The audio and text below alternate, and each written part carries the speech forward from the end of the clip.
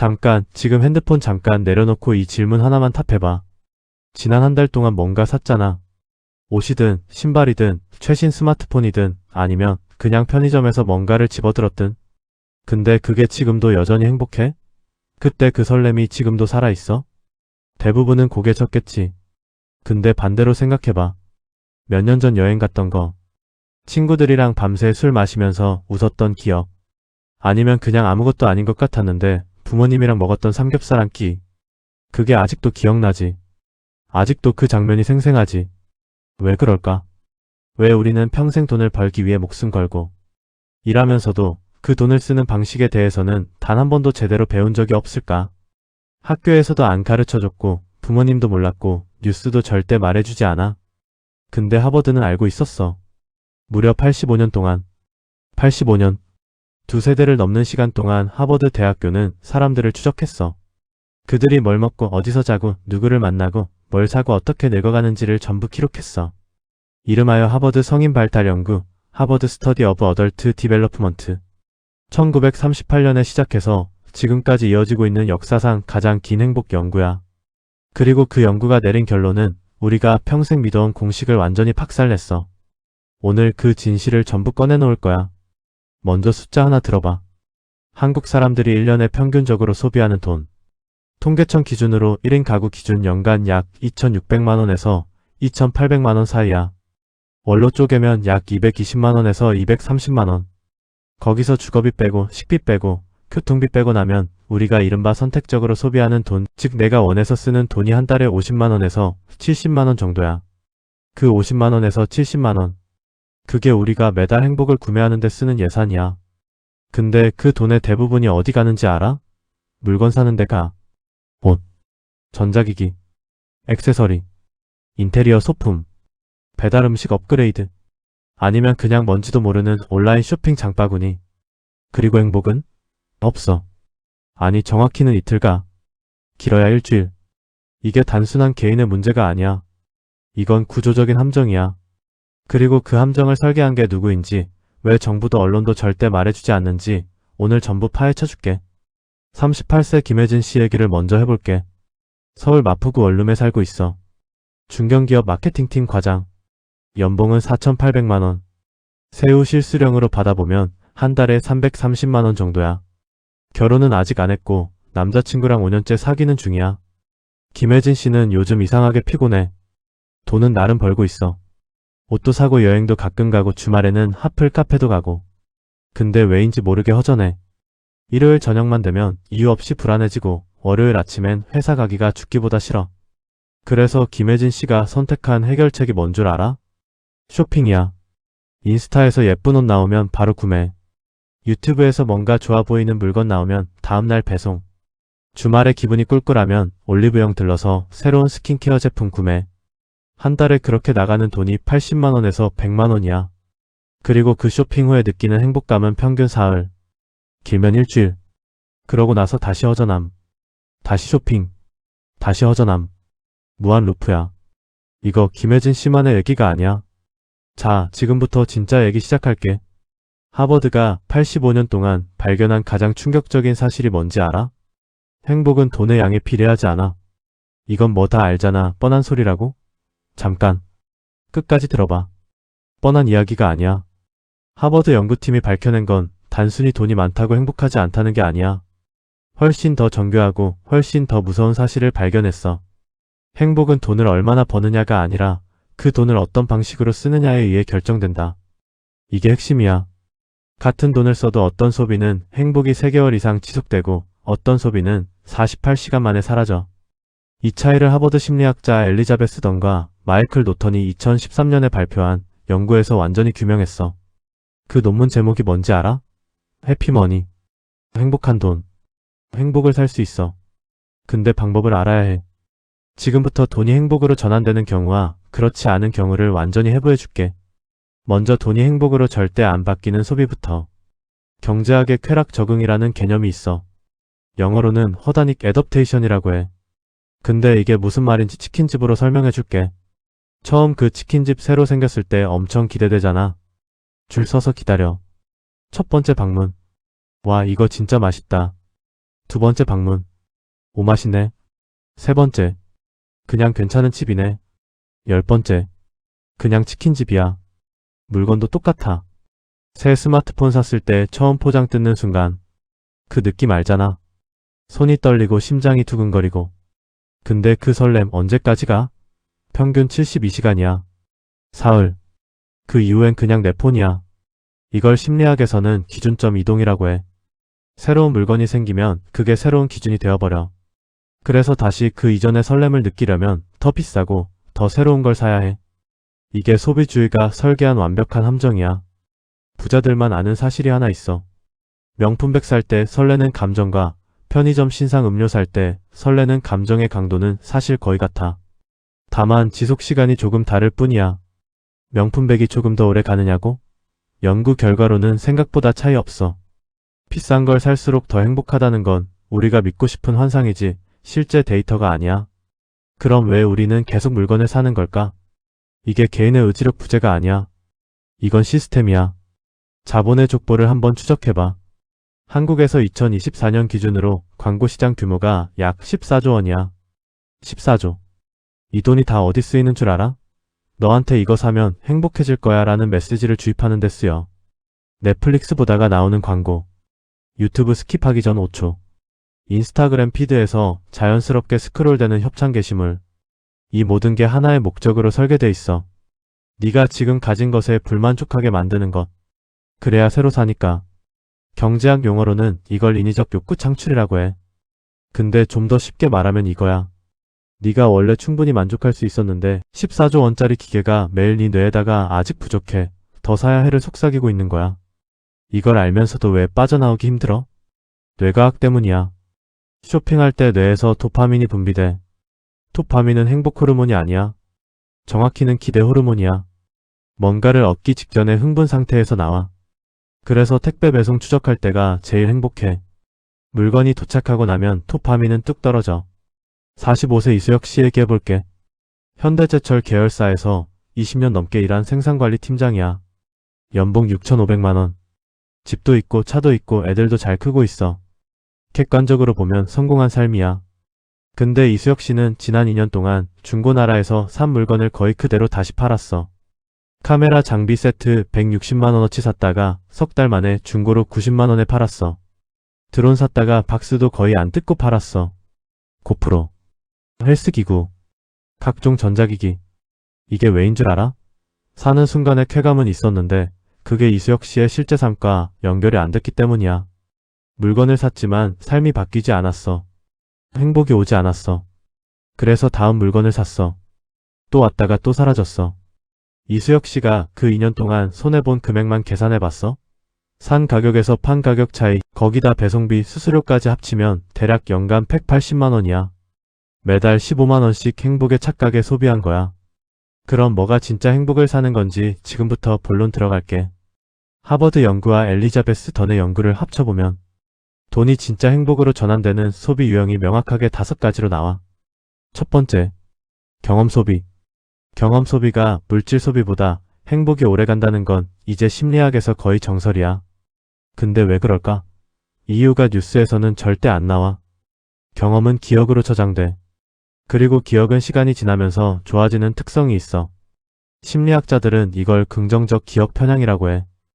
여행 갔을 때 비가 왔거나 숙소가 별로였거나 싸웠거나 이런 부정적인 요소들은 시간이 지나면 지날수록 기억에서 흐릿해지고 좋았던 순간들만 선명하게 남아. 물건은 반대야. 시간이 지나면 지날수록 더 낡고 더 구식이 되고 단점이 더 잘 보여. 그래서 10년 전에 산 소파는 그냥 낡은 소파야. 근데 10년 전에 갔던 제주도 여행은 아직도 따뜻해. 근데 여기서 뉴스가 안 알려주는 더 중요한 사실이 있어. 경험 소비는 기대 행복도 길어. 여행 계획자는 순간부터 행복이 시작돼. 에어비앤비 보면서 숙소 고르고 맛집 리스트 만들고 동선 짜는 그 과정 자체가 이미 행복이야. 연구에 따르면 여행 계획을 세우는 기간 동안의 행복 수치가 실제 여행 중의 행복 수치와 거의 비슷하거나 때로는 더 높아. 반면 물건은 배송 기다리는 게 제일 행복하고 도착하면 끝이야. 그러니까 경험 소비는 기대, 실제, 추억 이 세 구간에서 전부 행복이 나와. 물건은 기대 구간 하나뿐이야. 33세 박지원 씨 케이스야. IT 스타트업 개발자. 연봉 5천만 원. 이 친구가 올해 1월에 결심을 하나 했어. 새 노트북 살 돈 200만 원을 경험에 쓰기로. 어떻게 썼냐고? 제주도 한 달 살기.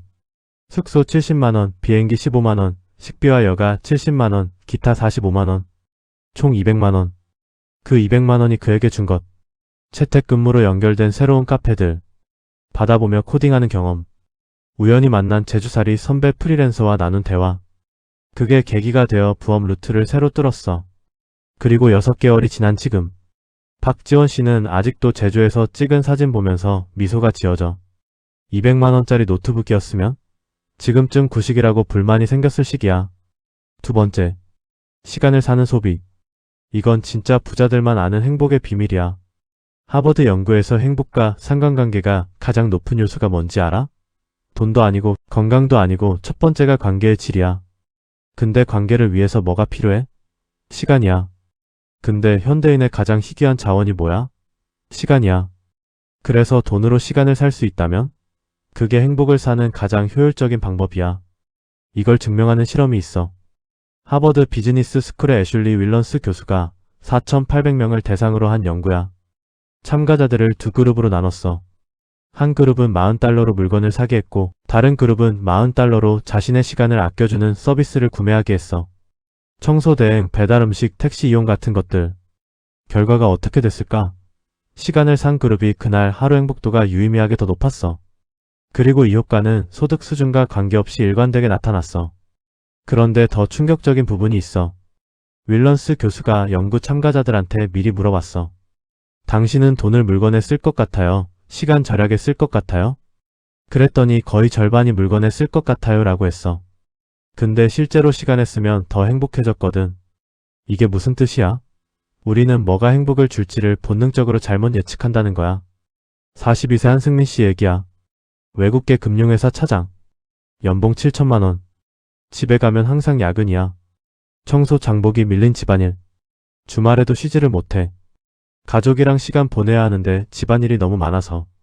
한승민 씨가 올해 한 가지 결정을 했어. 격주로 청소 대행 서비스를 쓰기로. 한 번에 7만 원. 한 달에 14만 원. 연간 168만 원. 근데 그 168만 원이 뭘 사줬냐고? 매달 4시간씩. 그 4시간에 아이들이랑 놀이터를 갔어. 배드민턴을 쳤어. 밥 먹으면서 대화를 했어. 그리고 6개월 뒤 한승민 씨가 한 말이 뭔지 알아? 집이 편해졌어요. 그게 아니라 저한테 집이 다시 생긴 것 같아요. 168만 원이 가족을 돌려줬어. 이게 돈으로 행복을 사는 방법이야. 물건이 아니라 시간을. 시간이 아니라 관계를. 근데 지금 이 얘기하면서 드는 의문이 하나 있을 거야. 시간을 산다는 게 결국 남한테 돈 쓰는 거잖아. 청소부 고용하고 배달시키고 택시 타고. 근데 남 좋은 일만 하는 거 아냐? 아니야. 세 번째 비밀이 여기서 나와. 세 번째. 타인을 위한 소비 즉 나눔 소비. 이게 정말 뉴스에서 절대 안 나오는 얘기야. 왜냐면 소비를 줄이는 방향이거든. 경제에 도움이 안 되잖아. 그러니까 정부도 기업도 광고도 절대 이걸 말 안 해. 근데 데이터는 이걸 말하고 있어. 엘리자베스 던의 연구에서 사람들한테 20달러를 줬어. 한 그룹은 자기 자신한테 쓰게 했고 다른 그룹은 다른 사람한테 쓰게 했어. 커피 한 잔 사줘도 되고 자선단체에 기부해도 되고 친구한테 선물해도 되고. 저녁의 행복도를 측정했어. 타인에게 돈을 쓴 그룹이 더 행복했어. 그냥 조금 더 행복한 게 아니라 통계적으로 유의미하게 더 행복했어. 왜 그럴까? 뇌과학으로 설명하면 다른 사람을 도울 때 뇌의 보상 시스템이 활성화돼. 그리고 그게 단순히 물건 살 때보다 더 강하고 더 오래 지속돼. 이걸 헬퍼스 하이라고 불러. 도움을 주는 사람이 느끼는 자연적인 도취감이야. 근데 더 중요한 게 있어. 타인을 위한 소비는 관계를 만들어. 그리고 하버드 연구가 말하는 행복의 1번이 관계야. 내가 친구한테 3만 원짜리 맛집 데려갔어. 나는 3만 원을 썼지만 그 경험이 우리 관계에 쌓여. 다음에 그 친구가 힘들 때 나한테 연락해. 내가 힘들 때 그 친구가 와줘. 이게 관계 자본이야. 3만 원이 관계 자본이 되고 관계 자본이 행복이 돼. 잠깐 여기서 짚고 넘어가야 할 게 있어. 하버드 연구에서 나온 숫자 하나 더 말해줄게. 75년간의 데이터를 분석한 결과 50대 중반의 사회적 관계 만족도가 80대의 건강 상태를 예측했어. 50대의 관계가 풍요로운 사람들이 80대에 더 건강하고 더 오래 살고 더 인지 기능이 좋았어. 콜레스테롤 수치나 유전자 정보보다 더 강력한 예측 변수가 50대의 인간관계였어. 이게 무슨 말이야? 외로움은 건강에 해로워. 하루 담배 15갭이 피우는 것만큼 건강에 나빠. 이건 하버드 연구 책임자 로버트 월딩거가 직접 한 말이야. 그러니까 관계에 투자하는 소비는 사실상 건강 투자야. 의료비 절감이야. 이걸 채테크로 계산해 볼게. 한국 65세 이상 1인당 평균 연간 의료비가 약 560만 원이야. 근데 외로운 노인과 사회적으로 연결된 노인의 의료비 차이가 연구에 따라 30%에서 40%까지 나와. 40%면 연간 224만 원이야. 20년이면 4,480만 원. 지금 관계에 투자하는 게 노후에 4천만 원 이상 절약하는 재테크일 수 있어. 이걸 누가 가르쳐줬어? 아무도 안 가르쳐줬지. 네 번째, 미래에 대한 소비, 다시 말해 기대 행복 구매. 기대하는 행복이 실제 경험하는 행복만큼 어떤 경우엔 그 이상의 가치가 있어. 이미 앞에서 여행 계획 얘기를 했는데 좀 더 깊이 들어가 볼게. 심리학자 코리번 교수의 연구가 있어. 사람들한테 2주짜리 유럽 여행을 앞두고 있다고 가정하게 했어. 여행이 일주일 남았을 때, 3일 남았을 때, 1일 남았을 때 행복도를 측정했어. 그리고 실제 여행 중에도 측정하고 돌아온 뒤에도 측정했어. 결과가 충격적이었어. 행복의 피크가 출발 전날이었어. 출발 3일 전이 여행 첫날보다 행복 수치가 높은 경우도 있었어. 이게 기대 행복의 힘이야. 그래서 영리한 소비는 기대 기간을 길게 설계해. 여행을 당장 내일로 잡지 말고 3개월 뒤로 잡아. 그러면 3개월 동안 기대하는 행복을 누릴 수 있어. 콘서트 티켓도 마찬가지야. 좋아하는 아티스트 콘서트 티켓을 미리 예매해 놓으면 그날까지 설레는 행복이 따라와. 콘서트 비용이 15만 원이라고 했을 때 그게 단순히 2시간짜리 공연에만 쓰인 게 아니야. 예매한 날부터 공연 당일까지 수십 번의 기대 행복을 포함한 비용이야. 반면에 충동 구매는 기대 기간이 거의 없어. 클릭하고 주문하면 끝이야. 기대 행복 없이 바로 소비하고 쾌락 적응으로 행복이 빠르게 사라져. 이게 왜 충동 구매가 행복을 못 사는 이유야. 5번째, 작은 즐거움의 분산 소비. 이게 사실 가장 실천하기 쉬운데 역설적으로 가장 많이 놓치는 방법이야. 연구 결과가 있어. 사람들한테 2가지 선택지를 줬어. 한 번에 30분짜리 마사지를 받는 것과 15분씩 2번 나눠서 받는 것. 총 시간은 같아. 근데 어떤 게 행복했을까? 2번 나눠서 받은 그룹이 더 행복했어. 쾌락 적응이 중간에 한 번 리셋되기 때문이야. 첫 번째 마사지 끝나고 잠깐 쉬면 2번째 시작할 때 다시 기대감이 올라와. 30분 연속은 중간에 적응이 일어나서 행복의 총량이 줄어. 이걸 소비에 적용해봐. 매일 마시는 3,000원짜리 아메리카노. 이게 행복을 주긴 해. 근데 매일 마시니까 적응이 일어나. 행복의 강도가 낮아져. 근데 그걸 이틀에 한 번 마시면 마시는 날의 행복이 더 강해져. 그리고 연간 아메리카노 비용은 절반으로 줄어. 365일 곱하기 3,000원이면 연간 109만 5천원이야. 이틀에 한 번으로 줄이면 54만 7천원으로 줄어.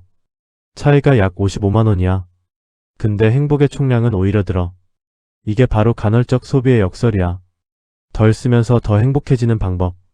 자, 이제 돈으로 절대 살 수 없는 것들 얘기해보자. 이게 핵심이야. 뉴스도 안 나오고 학교에서도 안 가르쳐주는 진짜 진실. 첫 번째로 절대 살 수 없는 것. 타인의 진심 어린 존경. 돈으로 존경처럼 보이는 것을 살 수 있어. 비싼 차 타면 사람들이 쳐다봐. 좋은 식당에서 밥 사면 고마워해. 근데 그건 당신의 돈에 대한 반응이지 당신이라는 사람에 대한 존경이 아니야. 하버드 연구에서 가장 행복하고 건강하게 늙어간 사람들의 공통점이 있어. 그들은 돈이 많거나 적거나와 관계없이 그들 주변에 자신을 진심으로 좋아하는 사람들이 있었어. 그 사람들을 어떻게 만들었냐고? 오랜 시간, 신뢰, 취약함을 보여주는 용기, 상대방의 아픔에 함께 있어주는 것. 이건 돈으로 살 수 없어. 시간과 진심이 필요해. 2번째로 절대 살 수 없는 것. 의미와 목적. 이게 진짜 핵심이야. 하버드 연구의 현재 책임자 로버트 월딩거는 이걸 아주 명확하게 말했어. 행복한 노인들은 자신의 삶이 의미 있다고 느꼈어. 자신이 누군가에게 필요한 존재라는 감각. 자신이 무언가를 향해 나아가고 있다는 방향성. 이게 돈으로 살 수 있어? 없어. 의미는 관계에서 나와. 타인에게 기여하는 것에서 나와. 자신이 선택한 일에 집중하는 것에서 나와. 재테크의 진짜 목적이 여기서 나와. 돈을 버는 이유가 더 비싼 걸 사기 위해서가 아니야. 더 많은 시간을 의미 있는 일에 쓰기 위해서야. 더 깊은 관계를 만들기 위해서야. 세 번째로 절대 살 수 없는 것. 과거의 상처 치유.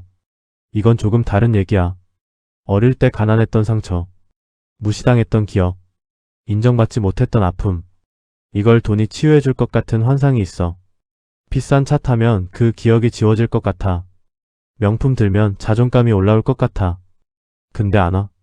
잠깐 올라오는 것 같다가 다시 사라져. 그리고 더 비싼 걸 사야 할 것 같은 욕구가 생겨. 이게 보상 소비의 함정이야. 심리적 결핍을 물질로 채우려는 본능. 근데 물질은 심리적 결핍을 채울 수 없어. 이건 심리학자들이 오랫동안 연구해온 결론이야. 진짜 치유는 관계에서 와. 신뢰할 수 있는 사람 앞에서 취약함을 보이는 경험. 그게 돈으로 사는 게 아니야. 지금까지 이런 얘기를 많이 했는데 이걸 실제 숫자로 연결해 볼게. 29세 최재원 씨. 중소기업 영업직. 세후 월급 250만원. 근데 항상 월말이 되면 통장이 30만원 이하야. 뭘 그렇게 쓰는지 잘 모르겠어. 그냥 쓰다 보면 없어져. 최재원 씨의 소비 패턴을 분석해봤어. 월 250만원에서 고정 지출이 130만원이야. 월세 65만원, 교통비 6만원, 통신 5만원, 보험 1에서 2만원, 밥 42만원. 여기까지 130만원이야. 남는 돈이 120만원이야. 근데 그 120만원이 어떻게 사라지냐고? 쇼핑 앱 충동 구매에 30만원. OTT 3개, 구독 서비스 5개 합쳐서 6만원. 카페 및 야식 배달 25만원. 친구들 술자리 25만원. 기타 소소한 구매 34만원. 합치면 120만원. 저축 제로. 그 120만원이 최재원 씨한테 준 행복이 얼마나 됐을까? 충동 구매에 30만원에서 진짜 사용하고 만족한 건 5만원어치도 안 됐어. 구독 서비스 6만원 중에 실제로 쓰는 건 2개야. 4만원이 허공으로 날아가고 있어. 야식 배달 25만원은 먹는 순간만 좋고 후회가 따라와. 반면에 친구들 술자리 25만원은 최재원 씨가 설문하면 가장 행복했던 소비로 꼽아. 이게 뭘 말해줘? 소비의 총량이 문제가 아니야. 어디에 쓰느냐가 문제야. 최재원 씨가 소비 패턴을 바꾸면 어떻게 돼? 충동 구매에 30만원을 10만원으로 줄여. 사기 전에 48시간 기다려보는 규칙 하나만 넣는 거야. 구독 서비스 안 쓰는 4개 정리하면 4만원 절약. 야식 배달을 주 3회에서 주 1회로 줄이면 17만원 절약. 합치면 51만원. 그 51만원을 어떻게 재배치해? 연간 경험 적립에 20만원. 매달 20만원씩 1에서 2개월 모으면 240만원이야. 이게 연휴에 120만원씩 의미 있는 여행 경비가 돼. 관계 투자에 15만원. 매달 소중한 사람들과 밥 한 번 더 먹는 거야. 투자 적립에 16만원. 연간 192만원. 7% 수익으로 10년이면 약 2650만원이 돼. 같은 소득, 같은 지출 총액. 근데 배치만 바꿨어. 행복은 늘어나고 자산도 쌓여. 이제 아까 나왔던 38세 김혜진 씨 이야기로 돌아가자. 김혜진 씨가 이 방법을 알게 됐어. 그래서 실험을 해봤어. 3개월 동안 쇼핑에 쓰던 80만원을 재배치해봤어. 충동 쇼핑 80만원을 30만원으로 줄였어. 대신 그 차이 50만원을 어떻게 썼냐고? 20만원으로 오랫동안 미뤄왔던 남자친구와 근교 1박 2일 여행을 갔어. 17만원으로 오래된 친구들과 제대로 된 식사를 했어. 5만원으로 혼자 미술관 멤버십을 끊었어. 8만원은 자동 이체로 ISA 계좌에 넣었어. 3개월 뒤 김혜진 씨가 한 말이 뭔지 알아? 이상하게 덜 샀는데 더 채워진 느낌이에요. 쇼핑을 줄였는데 허전함이 줄었어. 왜? 허전함의 원인이 물건 부족이 아니었기 때문이야. 관계 부족이었고 경험 부족이었어. 그걸 채웠더니 허전함이 사라진 거야. 그리고 8만원씩 3개월 넣은 ISA 계좌에 24만원이 쌓였어. 작은 숫자처럼 보이지? 근데 이걸 10년 동안 매달 8만원씩 넣으면 연 5% 수익으로 약 1240만원이 돼. ISA 비과세 한도 안에서 세금 한 푼 안 내고. 소비를 줄여서 아낀 게 아니야. 더 행복해지면서 자산도 쌓인 거야. 자, 지금까지 이론과 사례를 쭉 이야기했는데 이제 진짜 핵심 얘기를 해야 해. 왜 우리는 행복을 잘못 구매하는 걸까? 이걸 알아야 진짜 해결이 돼. 심리학에 2가지 욕구 시스템이 있어. 하나는 원하는 시스템, 다른 하나는 좋아하는 시스템이야. 원하는 건 도파민이 담당해. 좋아하는 건 오피오이드가 담당해. 이 두 시스템은 생각보다 많이 분리되어 있어. 우리가 쇼핑할 때 느끼는 욕구는 원하는 시스템이야. 저거 갖고 싶다. 저거 사면 좋을 것 같다. 근데 실제로 사고 나서 좋아하는 시스템이 작동하는 강도는 생각보다 약해. 마케팅이 활용하는 게 바로 이 격차야. 원하는 시스템을 극도로 자극해서 좋아하는 시스템이 실망할 것을 예측 못하게 만드는 거야. 앱 알림이 오는 시간이 언제야? 밤 9시에서 11시 사이야. 왜? 그 시간이 의지력이 가장 낮고 외로움과 허전함이 가장 높을 때야. 그 취약한 순간에 한정 판매, 오늘만 특가, 품절 임박 이런 알림을 보내는 거야. 이게 설계된 거야. 우연이 아니야. 그러니까 충동 구매는 의지력의 문제가 아니야. 시스템의 공격에 방어막이 없는 거야. 그럼 방어막을 어떻게 만드냐고? 이게 오늘의 핵심 해결책이야. 단계별로 정확하게 말해줄게. 첫 번째, 소비하기 전 48시간 룰. 뭔가 사고 싶을 때 장바구니에 담대 바로 구매하지 마. 48시간 뒤에 다시 봐. 연구에 따르면 충동 구매의 80%는 48시간 뒤에 사고 싶지 않아져. 이것만 해도 충동 소비를 절반 이하로 줄일 수 있어. 두 번째, 소비 유형 라벨링. 내가 지금 하려는 소비가 어떤 종류인지 라벨을 붙여봐. 경험 소비야? 물질 소비야? 관계 소비야? 시간 구매야? 이걸 의식화하는 것만으로도 소비의 질이 바뀌어. 아무 생각 없이 클릭하던 걸 멈추게 돼. 세 번째, 경험 예산 분리. 매달 소비 예산 중에 경험 소비 예산을 별도로 설정해. 얼마든 좋아. 5만 원이어도 좋아. 근데 그 예산은 반드시 경험에만 써. 물건 사는데 쓰지 마. 이게 처음엔 어색할 수 있어. 근데 3개월만 해봐. 그 경험 예산으로 산 행복이 물건 예산으로 산 행복보다 훨씬 오래가는 걸 직접 체험하게 돼. 네 번째, 관계 투자 시스템화. 매달 소중한 사람 한 명에게 연락하는 걸 캘린더에 넣어놔. 시스템으로 만들어. 안 하면 관계는 자연스럽게 흐릿해져. 사람은 눈앞에 없으면 마음에서도 멀어지는 존재야. 그리고 관계에 쓰는 돈을 아깝다고 생각하지 마. 그건 네트워크 자본이야. 자산이야. 다섯 번째, 자동화된 저축 시스템. 월급 들어오는 날. 그날 자동 이체 시스템을 설정해. 목표에 따라 다르지만 기본 구조는 이래. 월급 들어오면 제일 먼저 연금저축이나 IRP로 일정 금액 자동 이체. 세액공제 혜택이 확정 수익이야. 연 16.5%짜리 보장 수익이야. 다음은 ISA 계좌로. 비과세 혜택으로 운용 수익에 세금 안 내는 구조야. 그 다음은 CMA 계좌의 비상금 적립. 여기까지 다 하고 남은 돈으로 소비해. 이게 가장 중요한 원칙이야. 남는 돈을 저축하는 게 아니라 먼저 저축하고 남은 돈으로 소비하는 거야. 김혜진 씨가 이 시스템을 만들었어. 월급 330만원에서 자동 이체로 연금저축 20만원, ISA 20만원, CMA 비상금 10만원. 총 50만원 먼저 가져가. 남은 280만원으로 생활해. 근데 이상하게 더 쪼들리지 않아. 왜냐면 어차피 그 돈은 충동소비로 사라질 돈이었으니까. 1년이면 600만원이 쌓여. 연금저축에 240만원, ISA에 240만원, 비상금 120만원. 5년이면 어때? 연금저축 1,200만원의 세액공제 혜택까지 더하면 실제 가치가 훨씬 커. ISA에 1,200만원이 비과세로 굴려져. 비상금 600만원이 언제 터질지 모를 불안을 없애줘. 그리고 그 안정감이 또 다른 행복을 만들어. 잠깐 중요한 얘기 하나 더 해야 해. 행복 연구에서 나오는 얘기 중에 기준선 행복이라는 개념이 있어. 사람들은 복권에 당첨되거나 큰 사고를 당하거나 큰 성공이나 실패를 경험해도 약 1년에서 2년 뒤에는 거의 원래 행복 수준으로 돌아온다는 거야. 이걸 행복 기준선 이론이라고 해. 이게 무슨 의미야? 환경을 바꾸는 것만으로는 행복이 지속적으로 올라가지 않는다는 거야. 근데 오해하면 안 돼. 이게 아무것도 해도 소용없어의 의미가 아니야. 연구에 따르면 행복 기준선의 약 50%는 유전적으로 결정돼 있어. 그건 우리가 어떻게 할 수 없는 영역이야. 나머지 50% 중 약 10%가 환경이야. 소득, 거주지, 직업 같은 것들. 그리고 나머지 40%는 일상적인 활동과 선택이야. 40%. 이게 우리가 통제할 수 있는 영역이야. 그 40% 안에 들어있는 것들이 뭔지 알아?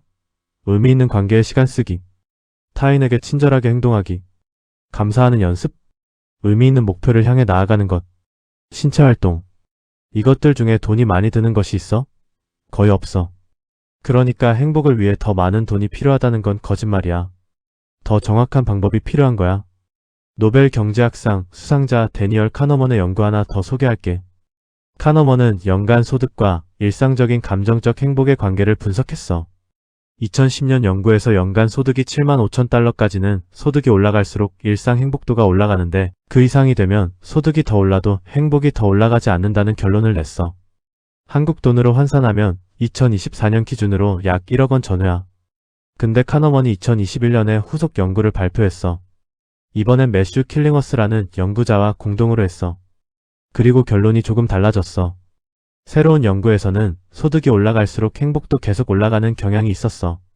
근데 중요한 조건이 있었어. 그 돈을 어떻게 쓰느냐에 따라 결과가 완전히 달라졌어. 자신의 소득 수준에 이미 만족하고 있는 사람들은 소득이 올라가도 행복이 별로 안 올라갔어. 근데 돈을 의미 있는 방식으로 쓸 줄 아는 사람들은 소득이 올라갈수록 행복도 올라갔어. 결론이 뭐야? 돈 자체보다 돈을 쓰는 방식이 더 중요해. 이건 어느 소득 수준에서도 동일하게 적용돼. 이제 거의 마무리 단계에 와 있어. 오늘 이 모든 이야기를 한 문장으로 압축하면 이거야. 행복은 소비의 양이 아니라 소비의 방향으로 결정된다. 그리고 그 방향을 잘 잡으면 이 두 가지가 동시에 일어나. 더 행복해지면서 더 많이 저축하게 돼. 이게 미니멀리즘이나 금욕주의 얘기가 아니야. 돈을 안 쓰라는 얘기가 아니야. 더 잘 쓰라는 얘기야. 경험했어. 시간을 사. 관계에 투자해. 기대하는 즐거움을 설계해. 작은 행복을 분산시켜. 그리고 그렇게 쓰고 남은 돈은 시스템으로 자동화해서 미래의 나에게 보내. 자, 이제 오늘 당장 할 수 있는 3가지를 딱 집어줄게. 첫 번째. 지금 스마트폰 열어서 쇼핑 앱 알림 전부 꺼. 전부 다. 이거 하나만 해도 한 달에 3만원에서 5만원 충동 소비가 줄어. 연간 36만원에서 60만원이야. 두 번째. 소중한 사람 한 명한테 지금 연락해. 밥 한번 먹자고. 그 밥값이 물건보다 오래가는 행복을 만들어. 세 번째. ISA 계좌 안 만들었으면 지금 바로 만들어. 어느 은행 앱이든 10분이면 돼. 그리고 매달 5만원씩이라도 자동 이체 설정해. 10년 뒤 이 5만원이 만들어줄 숫자가 생각보다 커. 5만원씩 10년 연 5% 수익이면 약 775만원이야. ISA 비과세 한도 안에서 세금 한 푼도 안 내고. 그리고 그 775만원이 뭘 사줄 수 있어? 앞으로 있을 의미 있는 경험들. 관계에 더 투자할 여유. 그리고 무엇보다 나는 미래를 준비하고 있다는 안심감. 그 안심감 자체가 이미 행복이야. 마지막으로 이 질문 하나 남겨줄게. 10년 뒤에 나는 오늘의 소비를 어떻게 기억할까? 그 물건이 기억에 남아있을까? 아니면 그 경험이, 그 사람이, 그 순간이 기억에 남아있을까? 하버드가 85년 동안 추적한 사람들이 가장 후회하는 것. 더 비싼 걸 못 산 게 아니야. 더 많이 일한 게 후회가 아니야. 그들이 가장 후회한 건 관계에 더 투자하지 못한 것. 경험을 미뤄온 것. 의미 있는 일에 시간을 못 쓴 것. 그리고 가장 행복했던 기억. 그게 비싼 물건이 아니야. 사람이야. 장소야. 순간이야. 그 순간들은 지금 당신 주머니 안에 돈으로 만들 수 있어. 방법만 알면. 오늘 이 영상이 그 방법의 시작이 됐으면 해. 자, 쇼핑앱 알림 지금 꺼. 지금 바로.